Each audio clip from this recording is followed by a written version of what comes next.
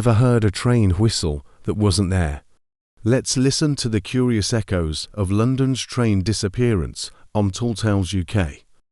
A quick note, these tall tales are purely fictional fun, with a bit of British cheek.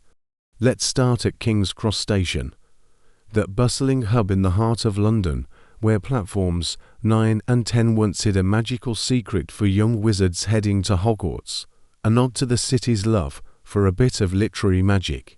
Since 1852, King's Cross has been a gateway for travellers, its grand arches echoing with the clatter of steam engines, the hiss of modern trains, and the chatter of commuters rushing to catch the Flying Scotsman to Edinburgh or a quick train to Cambridge for a university jaunt. The station's clock tower, a beacon for the tardy, looms over the concourse, its hands ticking away the minutes as travellers clutch their tickets and dart through the crowds. Their voices a cacophony of "Where's platform 6?" and "Mind me suitcase."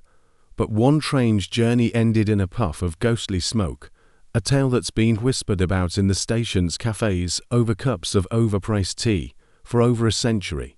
Meet the Phantom Express, a spectral steam train that vanished in 1895 with all its passengers, right as it steamed out of Platform 4 on a foggy November night that wrapped the city in a shroud so thick you couldn't see your hand in front of your face. The Express was a beauty, its engine painted a gleaming black with brass fittings that shone like gold under the gas lamps, its whistle a proud bellow that could be heard from St Pancras to Camden Town.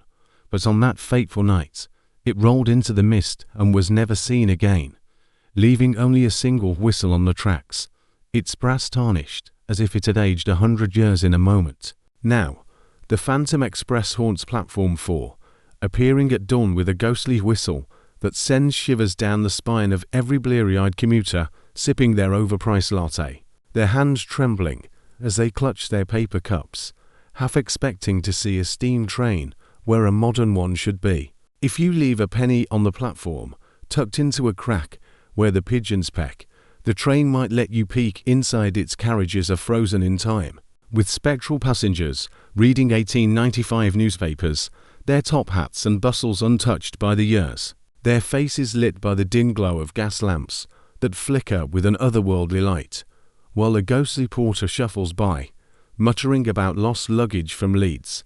But don't board, or you'll be steaming through the afterlife with a one-way ticket, your name added to the passenger list that never ends. On misty mornings, its whistle mixes with the station announcements, a ghostly call that makes even the pigeons flap in a panic, their wings a flurry of grey as they scatter across the concourse. Some say the express once rolled right through a modern train on the East Coast Main Line, leaving the driver white as a sheet and swearing he'd heard a steam engine on the Northern Line, a tale that's been told over pints at the Parcel Yard pub ever since. Others claim a tourist once boarded the express in 1973, only to reappear an hour later with a 1895 newspaper stuffed in his rucksack, babbling about a ghostly tea lady who offered him a scone that tasted of coal dust. So, if you're at King's Cross and hear a ghostly whistle, leave a coin for the Phantom Express. It's still rolling, searching for its lost tracks after all these years, a curious echo of London's railway past that'll make you think twice about catching the early train. But London's got more curious whispers. Let's head underground, where a conductor's gone off the rails in the depths of the Tube. The London Underground, or the Tube as we call it, has been ferrying folks since 1863, when the Metropolitan line first rumbled from Farringdon to Paddington, its steam trains puffing through tunnels that stank of coal and Victorian ambition, their passengers coughing in the smoky air as they marvelled at the world's first underground railway. Today, it's all electric trains, Oyster cards, and the familiar Mind the Gap echoing through every station.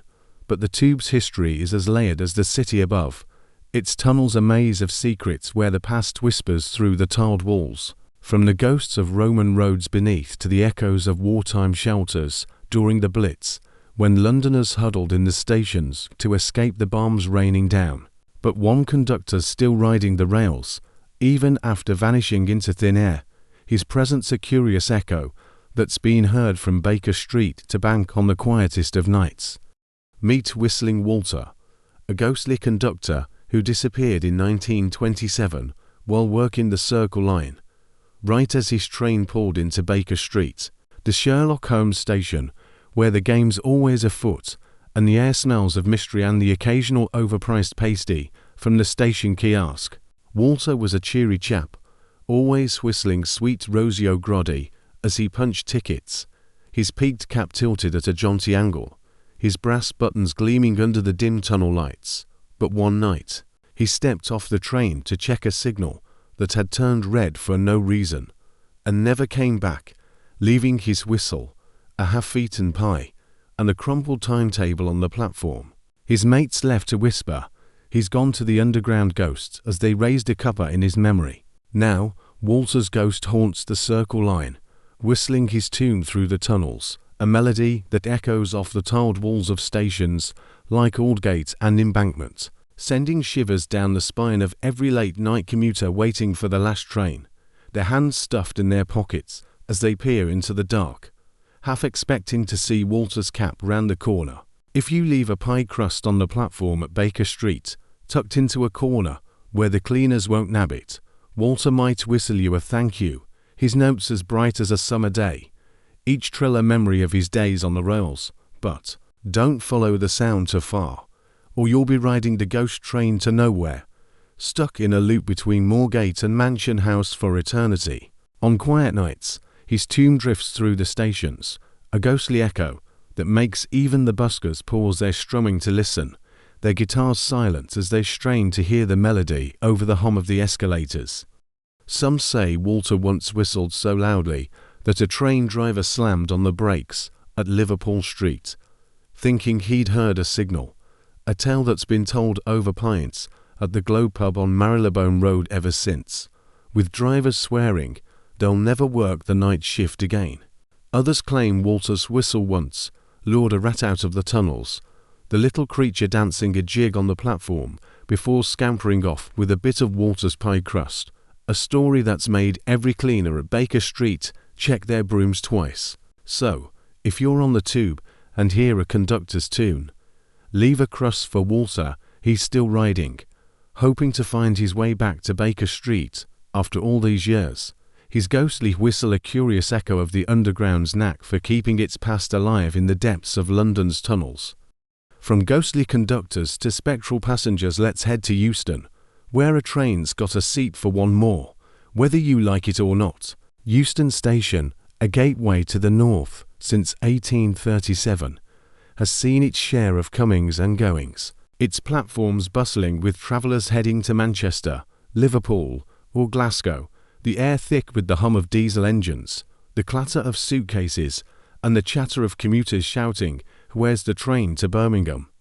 Or "I've missed the bloody 9:15 again." The station's been rebuilt since its Victorian heyday, its famous Euston Arch demolished in 1962 to the dismay of history buffs, but the spirit of the old station lingers. Its platforms are crossroads where the past and present collide in a whirlwind of timetables and tannoy announcements. But one passenger's journey never ended, leaving a ghostly echo that haunts platform 15 to this day, a tale that's been whispered about in the station's waiting rooms over cups of lukewarm tea and stale croissants. Meet Fading Flora, a spectral lass who vanished in 1955 while boarding the 10:15 to Birmingham, right as the train pulled out of Euston on a rainy April morning that soaked the platform in a drizzle as grey as the station's concrete walls. Flora was a proper London gal, her floral dress as bright as a spring meadow, her hat pinned with a daisy that matched the twinkle in her eye. But she had a habit of losing her tickets, which didn't help when she stepped onto the wrong carriage 13, they say, which was always a bit dodgy, and vanished into the ether, leaving her umbrella on the platform, its pink handle a lonely splash of colour amid the grey. Now, Flora's ghost haunts platform 15, searching for her lost ticket, her voice a ghostly whisper that drifts through the station. "Has anyone seen me ticket?